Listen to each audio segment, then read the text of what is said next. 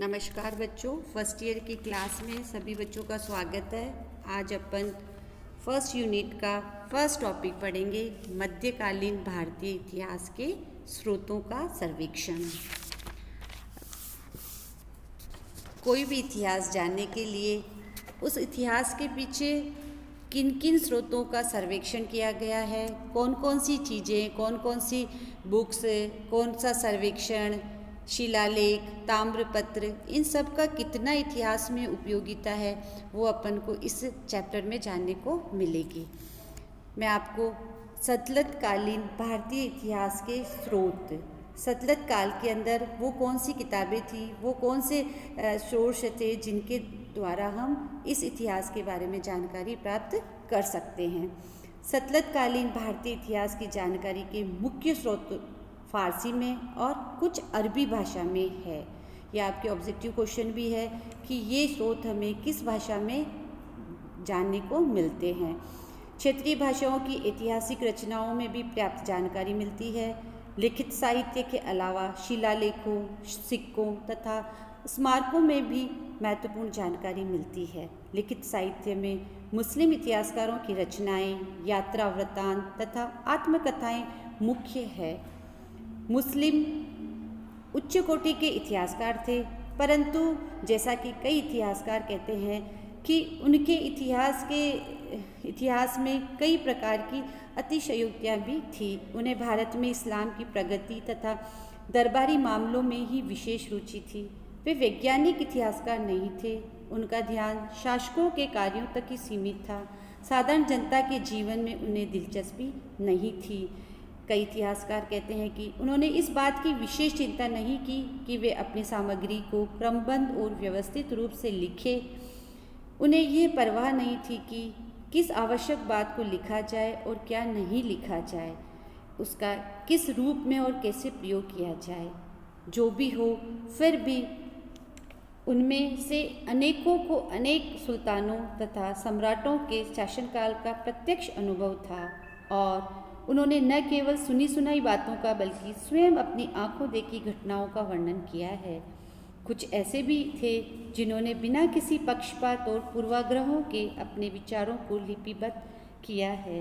कुछ ऐसे भी हैं जिन्होंने सतलज कालीन भारतीय इतिहास के निर्माण में यदि उनकी रचनाओं का सावधानी के साथ प्रयोग किया जाए तो इतिहास का सही रूप निखर सकता है।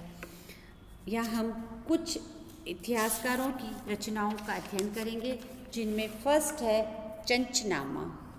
बच्चों, हमेशा ध्यान रखना कि जो आपके इसमें ऑब्जेक्टिव क्वेश्चन बहुत बनते हैं, कौन सी बुक किसने लिखी और किस काल में लिखी और उस बुक के अंदर किस शासक के बारे में जानकारी मिलती है। ये तीनों चीज़ें इम्पोर्टेंट है। जो कोई भी बुक हो उसके बारे में ये तीनों चीज़ें आप लोगों को ध्यान में रखनी है। फर्स्ट था, जैसा कि मैंने बताया, चंचनामा।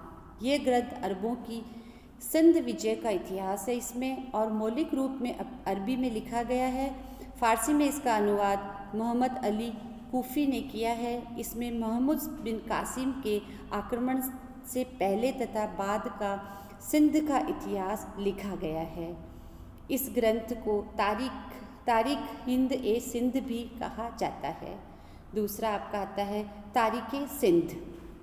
मीर मोहम्मद मासूम के इस ग्रंथ को तारीख़ हिंद अथवा तारीख़ मासूमी के नाम से भी जाना जाता है।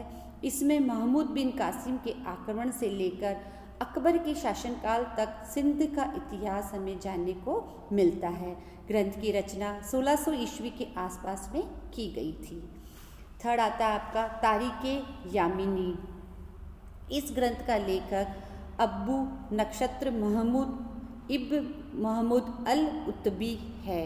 वह सुल्तान महमूद का सचिव रह चुका था। इसमें सुबुतगीन के पूरे शासनकाल और महमूद गजनी के कुछ समय तक का वृत्तांत मिलता है। ऐतिहासिक ग्रंथ की अपेक्षा यह एक साहित्यिक कृति लगती है और यह ग्रंथ अलंकारों तथा टेढ़ी मेढ़ी शब्दावलियों से भरा पड़ा है। इसमें विस्तृत विवरण का अभाव है।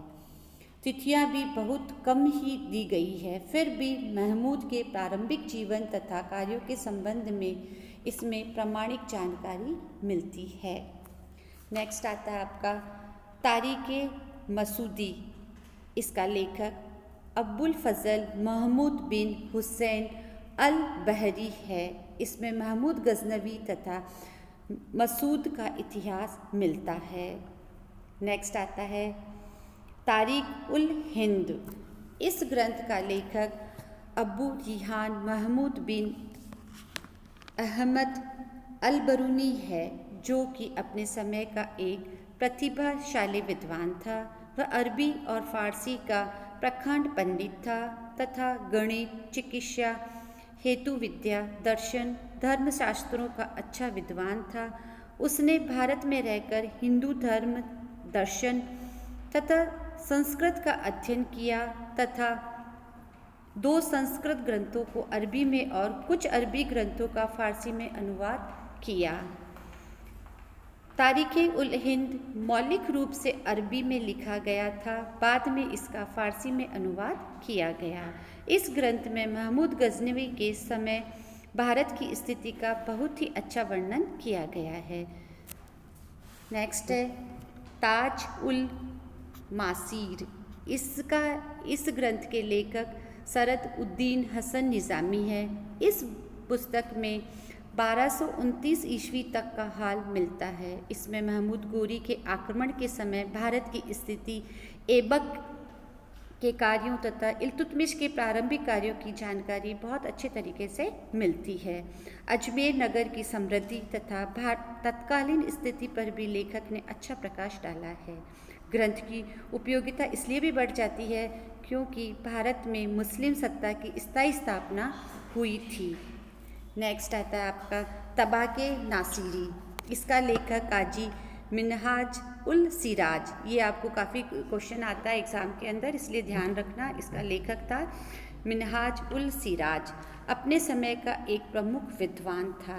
वैसे तो इस ग्रंथ में प्राचीन काल से 658 हिजरी संवत तक का सामान्य इतिहास है, परंतु हमारे लिए सुल्तान इल्तुतमिश के राजकाल से लेकर सुल्तान नासिरुद्दीन के राजकाल के 15वें वर्ष तक का वर्णन विशेष रूप से इस ग्रंथ में मिलता है। नेक्स्ट आगे सेकंड पार्ट में देखेंगे। धन्यवाद।